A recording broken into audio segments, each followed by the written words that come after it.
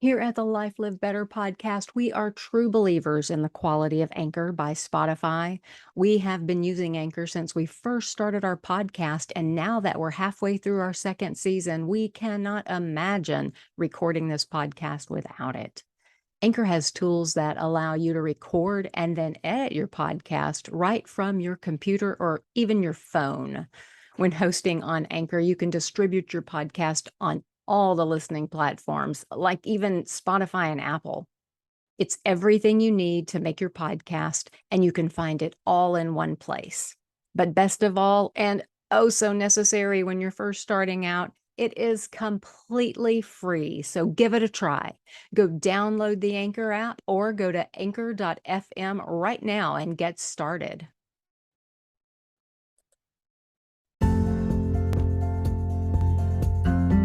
Hi, this is Paula. And I'm Joseph, and you're listening to Life Lived Better. Hey, everybody, welcome back. We are so glad that you joined us today. And we are talking about what are we talking about this week, Joseph? Resilience is our topic this week. And what in the heck is resilience? So I think we talked a little bit about it the last episode and talked about doing a full episode on it. But to me, kind of the research that I did said basically resiliency is the ability to kind of bounce back from a difficult situation. Mm-hmm. Yeah, every time I hear the word resilience, I think of like a rubber band.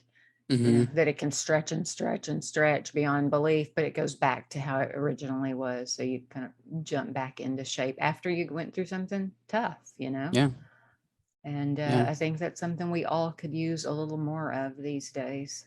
One of the articles I found was on Psychology Today, which is a great resource. I love Psychology Today. But they said basically it's a quality that allows some people to be knocked down by life and come back stronger than ever. Yeah. Rather than letting failure overcome them and drain their resolve, they find a way to rise from the ashes. That was kind of interesting. I like that. Well, I mean, if you ever look at, people and like we do all the time, why something can happen to one person that just destroys them, where it happens to somebody else.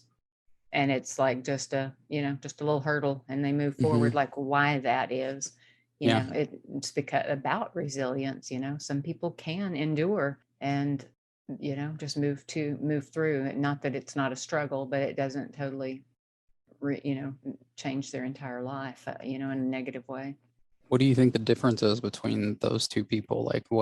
I immediately go to like the way you were raised or, maybe how you were taught to manage stress or trauma growing up. What do you think about that? I think the difference is, yes, those who are able to spring back either were taught adequate coping skills growing up, or maybe they have learned them along the way. If you think of a person in recovery, that is something I think of often as like a person who's resilient.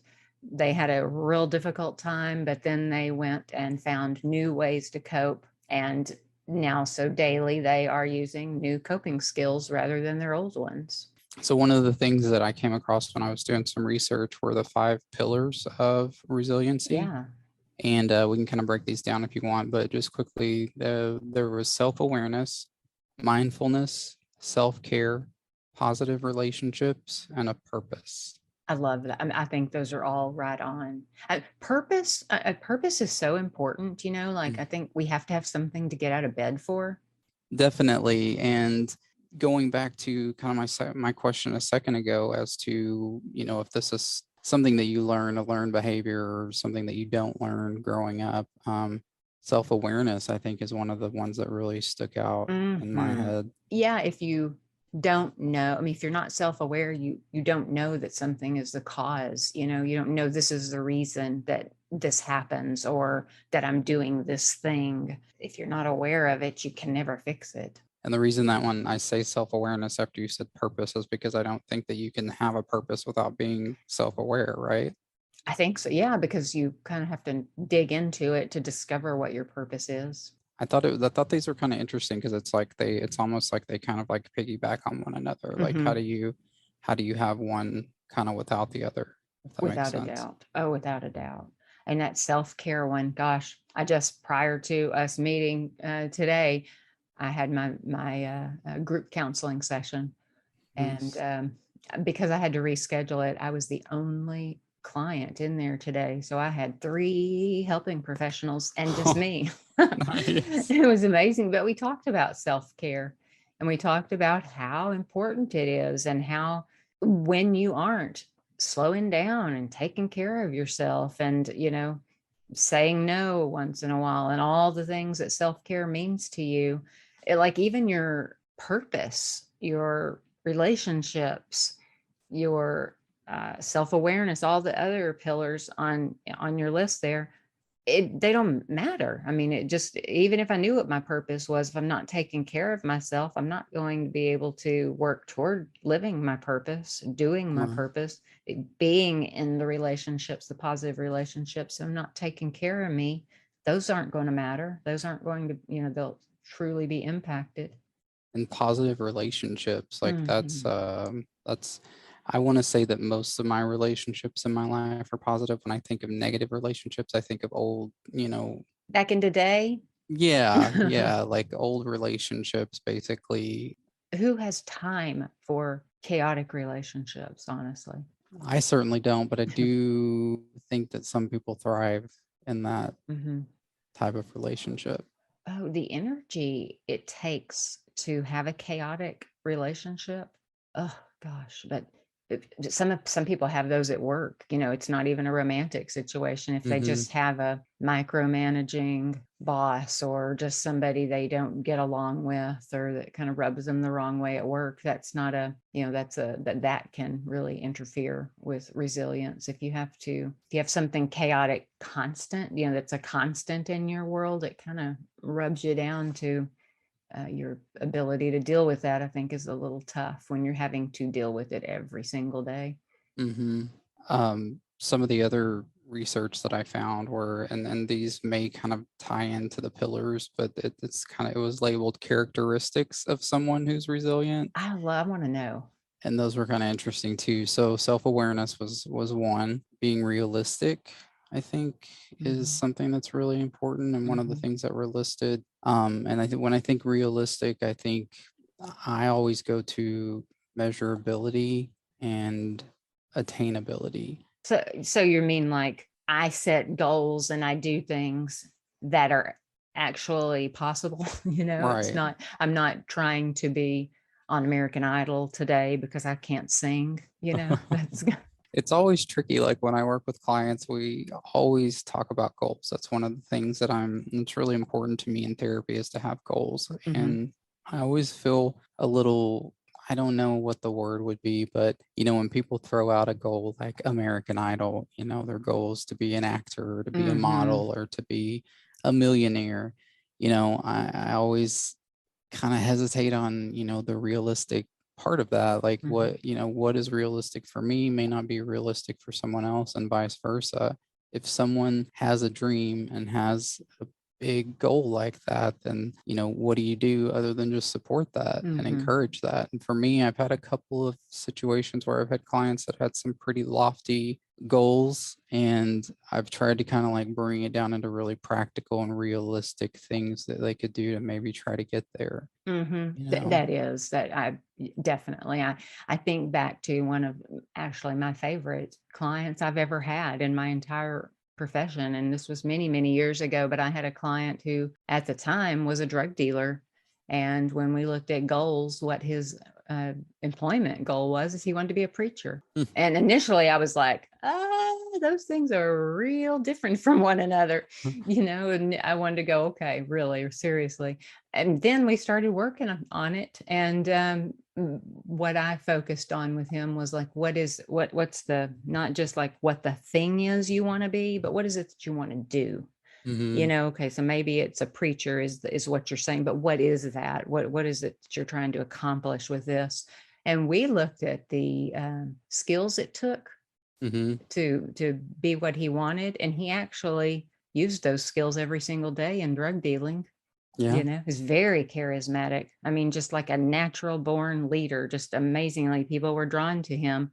Well, Of course. I mean, those are the same for both of them. He Mm-hmm. had it's like all the skills that he needed to have and to polish. He just our time together was about him redirecting those into a different line of work. I mean, he Yeah. had them. He had them. He had something people wanted. He had, he was just going to have to sling the word of God instead of dope. Right. Just depends on what you're selling. Exactly. I say that all the time to clients, and I know I've said it in previous episodes that some of the most successful people I know are recovering addicts and Mhm. alcoholics, and it's Mhm. because that same drive that they had for their addiction gets redirected into, business or growing a company or careers. Absolutely. And a person in recovery has overcome something really hard, and to know that and you can do it.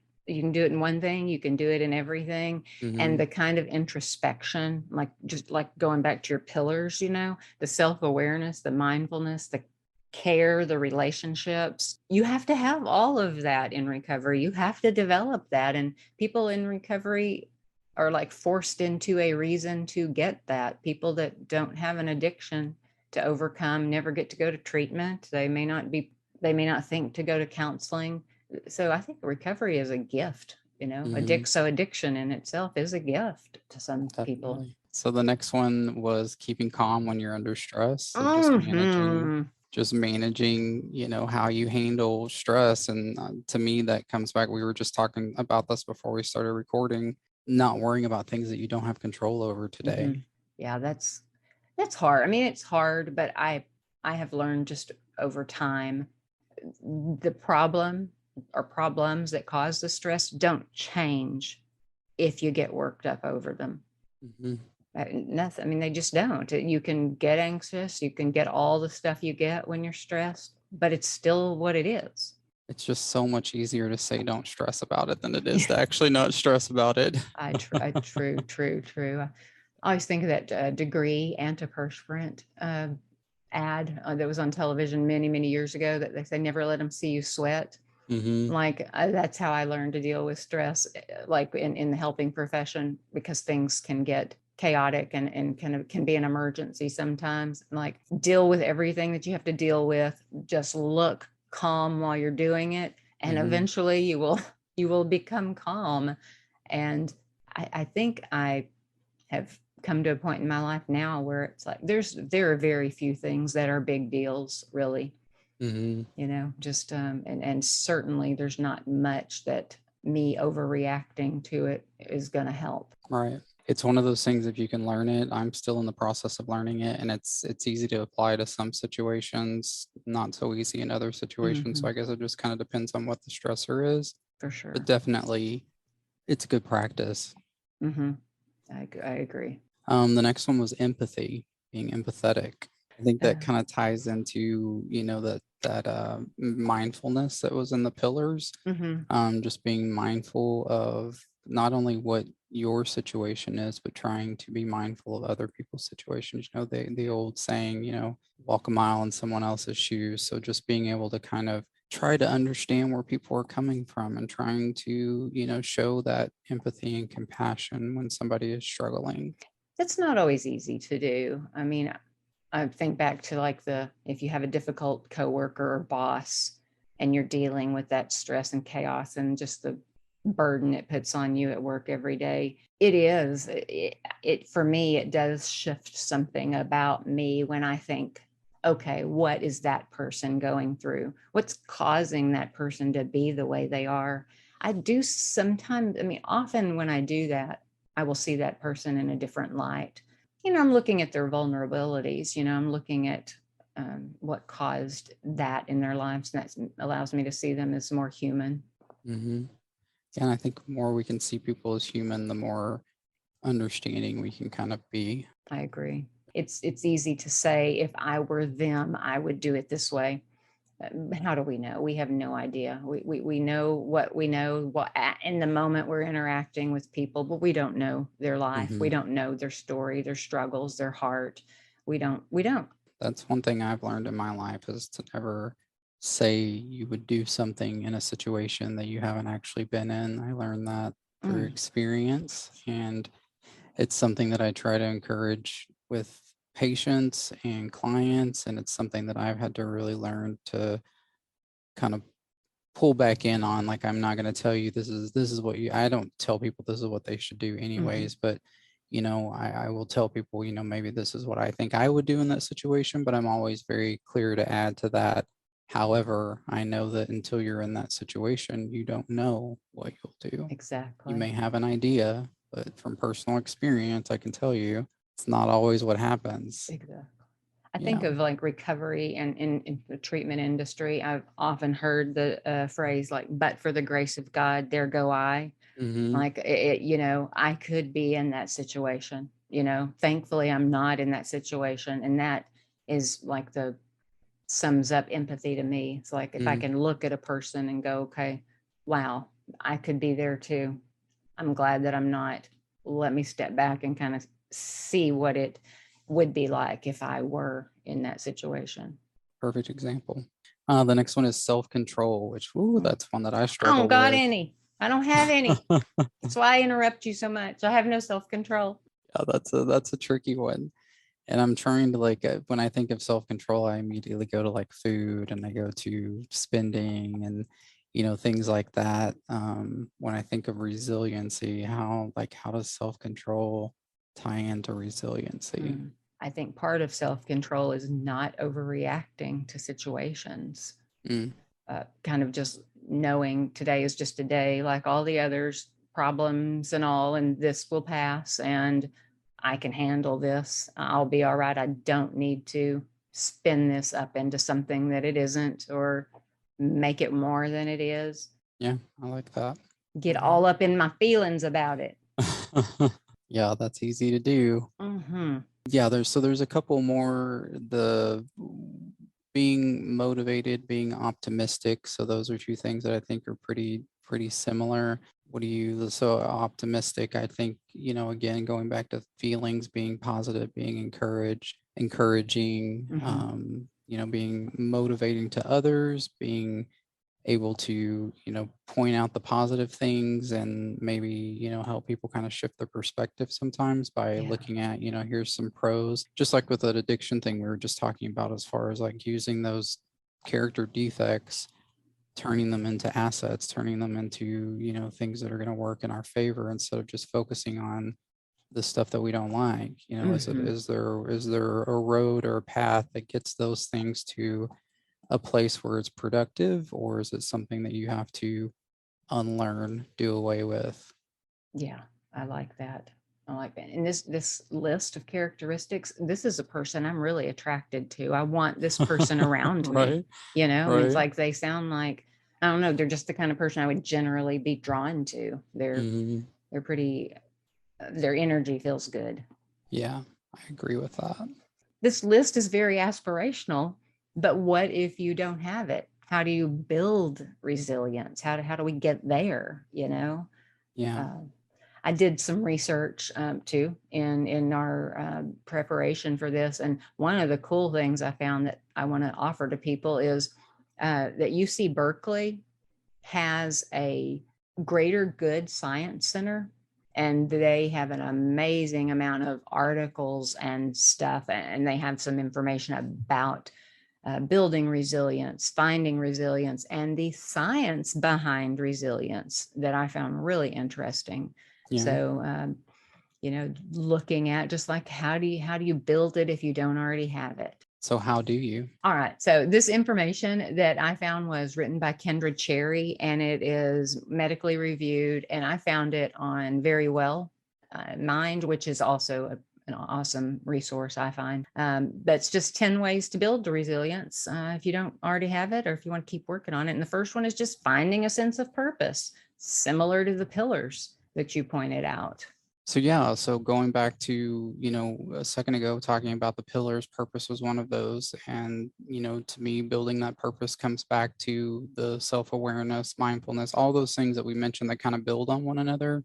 To me, Hmm. that's how you get to that place. I'm trying to think of like an example of purpose. I want to say like my purpose it's kind of like my mission statement, to help others, to educate, to, encourage, and to be, a positive example. I have a tattoo on my body that says be authentic, because that's something that's very, very important to me, and something that every time I see it, it's a reminder, be real, be authentic. And that's a purpose. That's something Mhm. that I have, you know. Absolutely. This is my belief that we are all here on earth for a reason. Like, I don't think that this is all accidental. Mhm, And I think for me, figuring out what I am supposed to be here for, what I am supposed to accomplish, what I am supposed to do, where I am supposed to make a difference was an important thing for me to learn about me. And mhm. that is my purpose, is, that's how I found my profession. That's how I found just what I do in life. And I think it changes as we grow. It's our purpose may grow, it may shift, as my child has grown, my role as a mother in his life has changed, and I think it's supposed to be ever changing. I think it's supposed to be something that we don't just once decide what our purpose is and just keep running down that road. I think it's okay and probably healthy if it changes over time. Yeah, I agree with that. And so the next on the list is just believe in your abilities, have confidence in your ability to cope with the stress, in your ability to get through the crisis. I think if you aren't sure if you can, it's important to kind of look back and say, have I gotten through it, things before? I mean, yeah, of course we have. The past has had difficult times, you can do it again. We do have the ability. If we're still here on earth, we still have the ability. That's so I just did a group, one of our group topics last week was on self-esteem and self-worth. And part of that is I have everybody do a little quiz. It's 16 questions, true or false questions. And basically you go through the questions, you answer true or false, and at the end you total up your number of truths. And it gives you like a scale, 1 to 8 means low self-esteem, you have work to do. 9 to 11 or 12 is, moderate, and then high, whatever. I think I got like a 7 or an 8. Yeah. And I feel fairly confident in mostly what I do. So it was kind of surprising to me, honestly. But when you said believe in your abilities, like there are certain things that I feel very confident in, and other things that obviously I struggle. And a lot of those things were kind of tying into the next one as far as like building your social network. Sorry to jump ahead, but it kind of, crossed paths to me in that That true self-esteem. falls the self-esteem assessment. I guess it would be called like a survey or an assessment. I would love for us to talk about that on a future episode.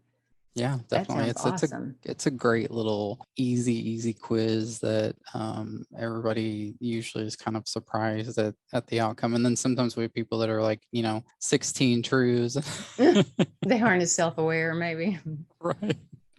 Right. That's odd. I think let's definitely, so people will have to keep listening, because we'll Yes. do that one on a future. I would love to do that myself. So the next one on the list, you've already talked a little bit about, I think, but is developing a strong social network. Again, part of the 5 pillars you talked about is positive relationships. I think develop a strong social network, a strong positive one. We are not isolated human beings. We're supposed to interact with other people. Hmm. Yeah, and that You one's particularly hard now, I think, because coming out of COVID or going back into COVID, I'm not sure which direction we're going at this point, but Yeah. I know I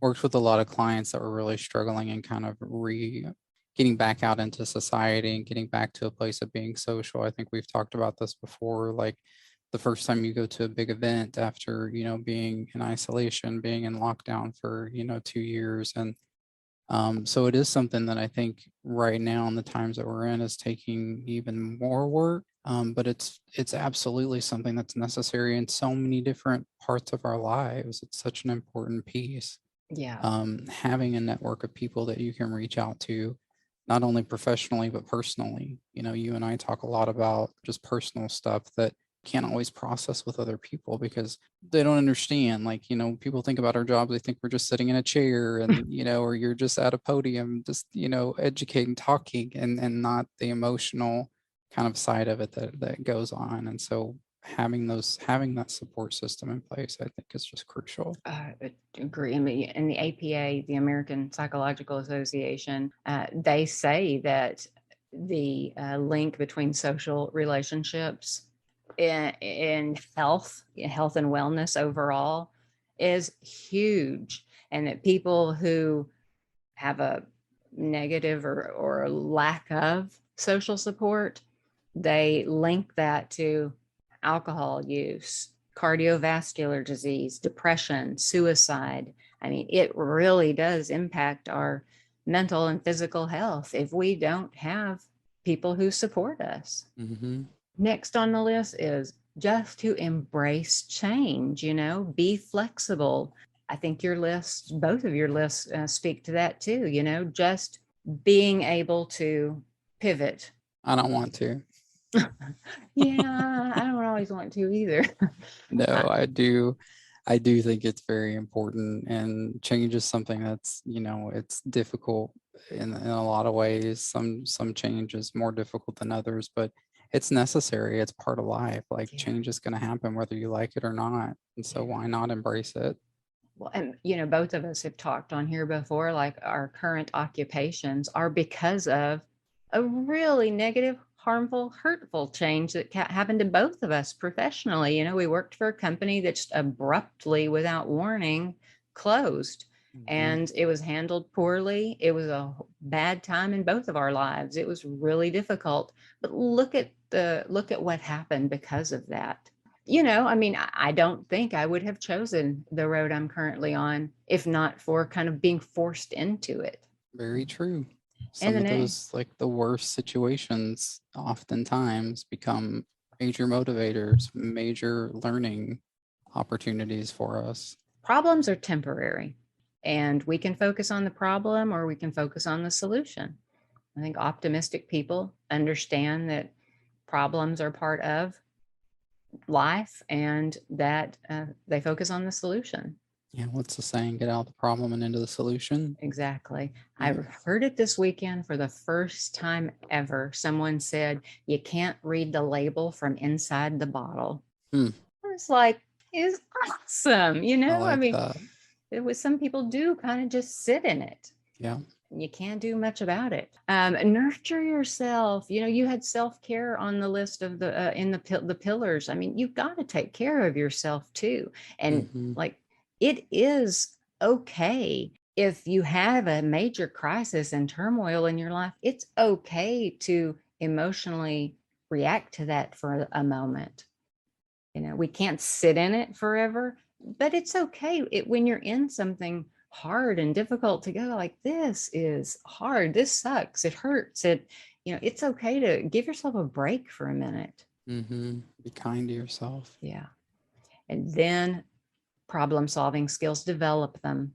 I mean, you have to, if you don't have a way to cope with a problem that's working for you, find some adaptive ways, develop some problem solving skills. So I have a whole another group that I do on problem solving skills that we need to make into an episode, because I think this is a great one that a lot of people, myself included, can learn, simple things like the right time and the right place to bring something up. Mhm. Timing is so important.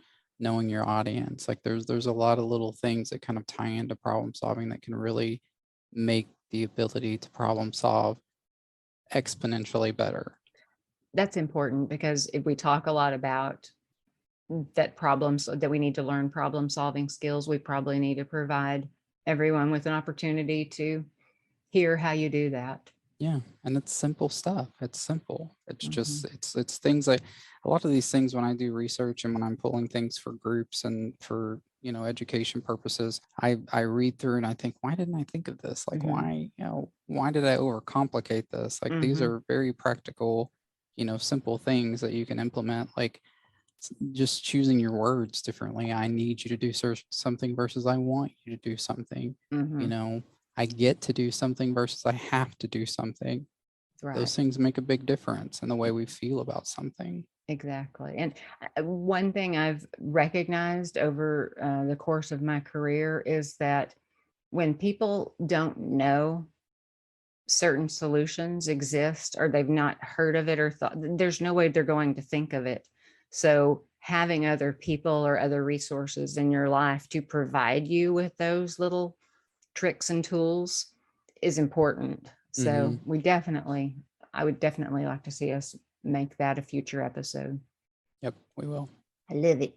Then the eighth way on my list of 10 is to get some goals. You already said it. Goals are a big deal. Even when you're in crisis, and things seem like they aren't going to end and you won't get through them.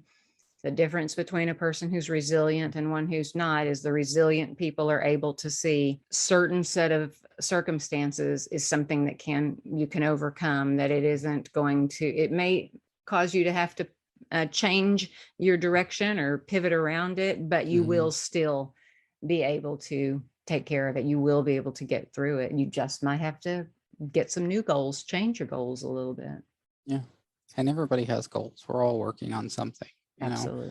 A lot of times I find that we just haven't labeled them as goals, but everybody is generally working on something. And Sure. if I you're mean, if you working get on out of bed something, in the it's a morning, goal. Yeah, if you get out of bed, I think you've got a reason to get up, right? right. And you've accomplished something for the day. Exactly. There are days that is my accomplishment. And then number 9 is to take action. Like when you hear this information, don't just hear it, actually do something, actually work towards something to make life less stressful, to Mm-hmm. make the situation worth resolving or able to resolve. And then 10 is just keep working on your skills. Anything that we learn that's new, anything that we try once, it's not going to get to be second nature to us until we keep doing it. Mm-hmm. We have to each day work on our goals, each day stay positive, each time a problem comes up, be optimistic. We have to kind of just keep telling ourselves that until it like forms a new pathway in our brain, and it is what we do just by nature. Mm-hmm. I think that gives us a pretty decent amount of information about becoming resilient. So one of the things on the list that I had was to learn from your mistakes and your failures. Every mistake Yes. has the power to teach you something important. So look for the lessons in every situation. Make sure that you understand the idea of post-traumatic growth. Often people find the crisis situations, such as a job loss or a breakdown of a relationship, allow them to reevaluate their lives and make positive changes. This is something I've personally experienced. You have personally experienced through just the same similar experience that we have with that company. It was an opportunity. At the Mm-hmm. time, it seemed scary. It seemed hopeless. It seemed a lot of things. It did not seem like an opportunity. Um, but for me personally, once I accepted like this is the reality, this is happening, I can't just like not pay attention to this. I was able to kind of, pivot and figure out what the next thing was. And that's when I opened my practice. So, it was something very life changing for me and something that, has been here we are 12 years later and things are still going pretty well. So Yeah. couldn't have told me Yeah. that in the middle of that though. Oh, no, absolutely not. There were days I didn't get out of bed when I was going through that. It was a significant loss time. It was Hmm. difficult. I think that it strengthened our relationship, the relationship Hmm. you and I have. It was helpful because you also were going through it and we could lean on each other. Right. And I think we both grew a lot personally and professionally through it. Our friendship grew, and boy, we also had a lot of fun in the midst of working through it. Yeah. I Well, think yeah, it is important, strengthen your resilience. I agree with you. And we will definitely talk about those other topics in the future. I think that's a great idea, and I look forward to discussing those things. And I just want to thank everybody for listening today and remind you that knowledge leads to a life lived better.